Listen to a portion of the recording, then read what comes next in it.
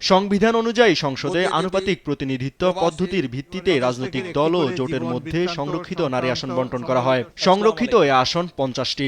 হিসেব অনুযায়ী একটি রাজনৈতিক দলের 6 জন নির্বাচিত সংসদ সদস্যের বিপরীতে ওই দল থেকে একজন প্রার্থী সংরক্ষিত নারী আসনের সদস্য হবেন।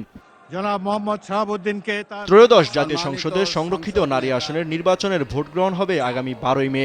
সোমবার ইসির 11তম কমিশন সভায় এ সিদ্ধান্ত হয়। সভা শেষে ইসি সচিব জানান 8 এপ্রিল চূড়ান্ত তফসিল ঘোষণা করা হবে। মে মাসের 12 তারিখে ভোট, সংরক্ষিত মহিলা আসনের ভোট তফসিল ঘোষণা হবে 8 তারিখে। আর এর ভিতরের লেয়ারগুলো পরবর্তীতে শিডিউলে দিয়ে দেব। ত্রয়োদশ সংসদের প্রাপ্ত আসনের আনুপাতিক হারে 50টি আসনের মধ্যে সরকারি দল বিএনপি জোট সর্বোচ্চ 36টি আসন পেতে যাচ্ছে।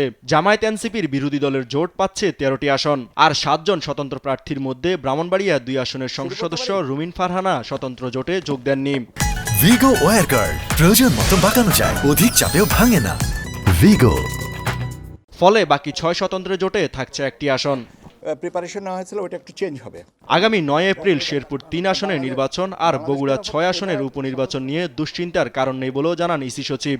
শেরপুরে হচ্ছে আমাদের 129টা কেন্দ্র, দ্যাট ইনক্লুডস আপনার ওসিবি আইসিবি 128 প্লাস 1, আর বগুড়াতে হচ্ছে 151টা, 150টা, আর একটা হচ্ছে আপনার ওসিবি আইসিবি।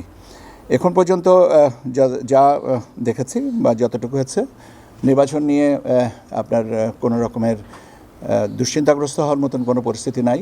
নির্বাচন কমিশন সচিব জানান স্থানীয় সরকার নির্বাচন নিয়ে মন্ত্রণালয়ের সিদ্ধান্তের অপেক্ষায় কমিশন। এই নির্বাচনে থাকবে না ইভিএম। ইউসুফ ভুঁইয়া, দেশ টিভি, ঢাকা।